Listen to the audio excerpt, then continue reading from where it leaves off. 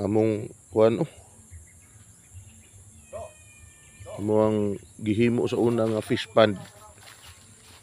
Pati namang puno ang sagbot nga kuha tag arkila tag heavy equipments karong adlaw.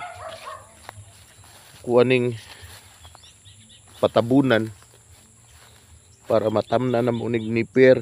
Delikado man gud ni siya kay lalom pa ning tubig dire nya simba kung makabuhi atong baka padulong diha impas atong baka sa bako, no?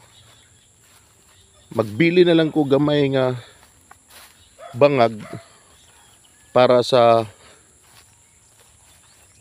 butanganan og tubig reservoir, pero dili na ni kadako kay ni sayang pud ang space nga dili magamit.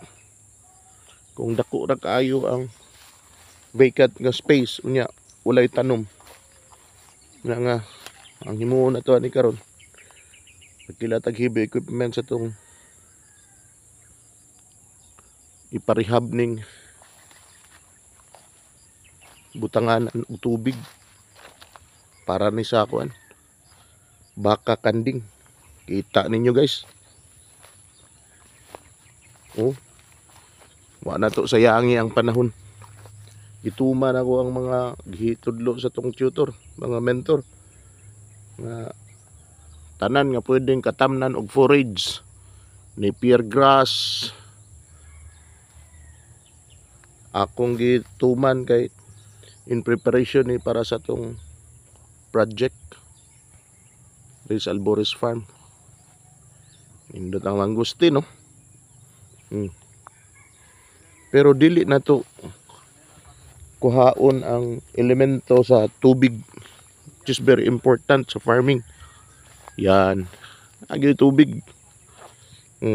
Pero dili ingon ani kadako kay muagaw man space ang agribusiness na to, dili man fish pond, dili livestock man sa small o large ruminants.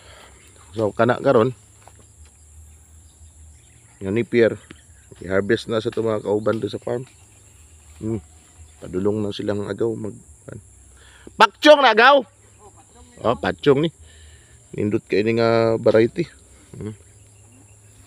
Ayan, ay kapayas going atong rehab karon. Today is Saturday mo na nga famous lang atong higayon nga maka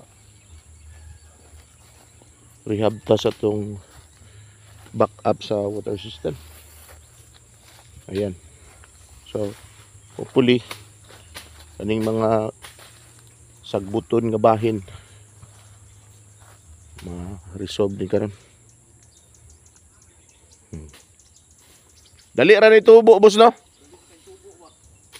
Sukad pag kuha ni mo ana nakabot og sa kabulan harvest. Ora ginana. Na? Sa kabulan. Apo kayo. Dali ra i-propagate ang napier grass. Yan. So man ni project nato karon diri sa Albores Farm and Shrine.